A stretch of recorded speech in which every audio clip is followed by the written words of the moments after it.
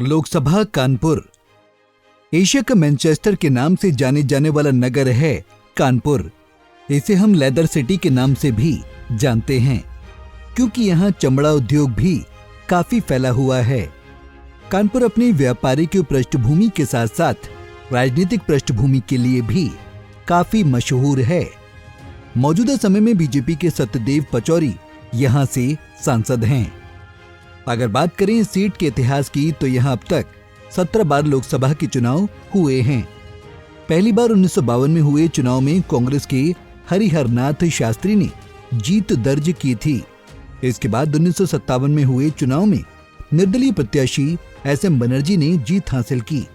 इसके बाद 1961, 1967 और 1971 के चुनाव में बनर्जी निर्दलीय ही चुनाव जीतते रहे, लेकिन 1977 के चुनाव में भारतीय लोकदल के मनोहर लाल ने बनर्जी से ये सीट छीन ली। वहीं 1980 और 1984 के चुनाव में कांग्रेस के मोहम्मद अहमद ने सीट कांग्रेस के पास रखी, लेकिन कारखानों की धरती वाले इस जमीन पर 1989 में हुए चुनाव में CPM के सुभाषिनी अली ने कांग्रेस से ये सीट छीन ली। इसके बाद यहाँ बीजेपी ने राम मंदिर आंदोलन के दौरान 1991 में चुनाव जीता और जगतवीर सिंह सांसद बने। जगतवीर 1996 और 1998 के चुनाव भी जीते, लेकिन कांग्रेस ने 2004 में श्री प्रकाश जायसवाल को चुनाव में उतारा और बीजेपी के हाथ से सीट छीन ली। जायसवाल 2004 और 2009 में भी यहां से जीतने में कामयाब रहे, लेकिन 2014 के चुनाव में मोदी लहर में बीजेपी का सीट पर फिर से कब्जा हो गया और मुरली मनोहर जोशी यहां से सांसद बने। 2019 में भी ये सीट भाजपा के खाते में ही गई और बीजेपी के सत्यदेव पचौरी ने इस सीट पर जीत का परचम लहराया। कानपुर लोकसभा के तहत 5 विधानसभा सीटें आती हैं। आइए पहले आपको ग्राफिक्स के जरिए बताते हैं कि कानपुर जिले की कौन कौन सी विधानसभा सीटें कानपुर लोकसभा क्षेत्र के अंतर्गत आती हैं। लोकसभा क्षेत्र कानपुर, जिला कानपुर, विधानसभा गोविंदनगर, सीसामऊ, आर्यनगर, किदवई नगर और कानपुर कैंट। 2022 के विधानसभा चुनाव में सिर्फ गोविंदनगर सीट और किदवई नगर सीट बीजेपी के खाते में गई थी, जबकि बाकी तीनों सीटों पर सपा ने जीत दर्ज की थी। इस बार 2024 में होने वाले लोकसभा चुनाव में कानपुर लोकसभा सीट पर 16,52,314 वोटर अपने मत का प्रयोग करेंगे, जिसमें पुरुष मतदाताओं की संख्या 8,80,007 है, जबकि महिला वोटरों की संख्या 7,72,180 है। वहीं ट्रांसजेंडर वोटरों की संख्या 126 है। अब एक नजर पिछले लोकसभा चुनाव के नतीजों पर डालें तो साल 2019 में सीट पर बीजेपी के सत्यदेव पचौरी ने 4,61,937 वोट हासिल कर जीत का परचम लहराया था, तो वहीं कांग्रेस श्री प्रकाश जायसवाल 3,13,003 वोट हासिल कर दूसरे स्थान पर रहे थे, जबकि सपा के राम कुमार 48,275 वोट मिले थे और वे तीसरे स्थान पर रहे थे।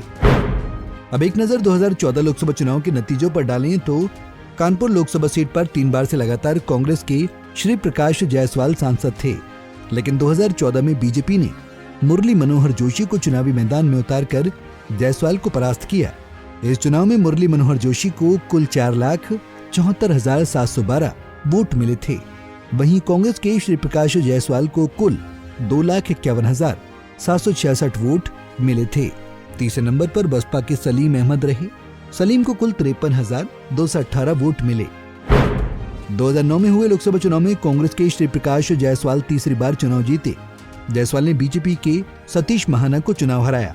श्री प्रकाश को कुल 2,14,988 वोट मिले थे, जबकि बीजेपी के सतीश महाना को कुल 1,96,082 वोट मिले। वहीं तीसरे नंबर पर बसपा की सुखदा मिश्रा रहीं। सुखदा को 48,374 वोट मिले थे। 2004 में कानपुर लोकसभा सीट से श्री प्रकाश जायसवाल ही सांसद थे। जायसवाल ने बीजेपी के सत्यदेव पचौरी को चुनाव हराया। इस चुनाव में श्री प्रकाश जायसवाल को 2,11,109 वोट मिले थे, जबकि बीजेपी के सत्यदेव पचौरी को 2,05,471 वोट मिले थे। वहीं तीसरे नंबर पर सपा के हाजी मुश्ताक सोलंकी थे।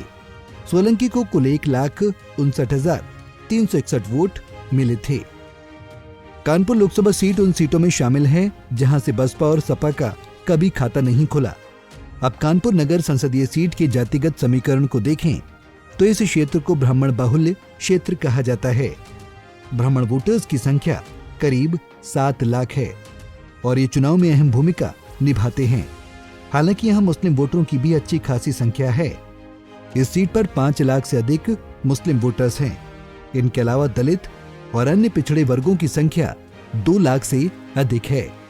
इस बार चुनाव में एक बार फिर मुकाबला कड़ा होने का आसार है, क्योंकि इस बार सपा और कांग्रेस गठबंधन में चुनाव लड़ रहे हैं और ये सीट कांग्रेस के खाते में आई है। ऐसे में इस बार बीजेपी इस सीट पर जीत की हैट्रिक लगाएगी या फिर कांग्रेस पिछले 10 सालों का सूखा खत्म करेगी, ये तो 4 जून को ही मतगणना के बाद पता चलेगा। Bureau report, Punjab Kesari TV. हमसे जुड़े रहने के लिए हमारे YouTube चैनल को सब्सक्राइब करें और नई वीडियो की नोटिफिकेशन के लिए बेल आइकॉन को दबाएं। अगर आप ये वीडियो Facebook पर देख रहे हैं तो लाइक जरूर करें और ज्यादा से ज्यादा शेयर करें। धन्यवाद।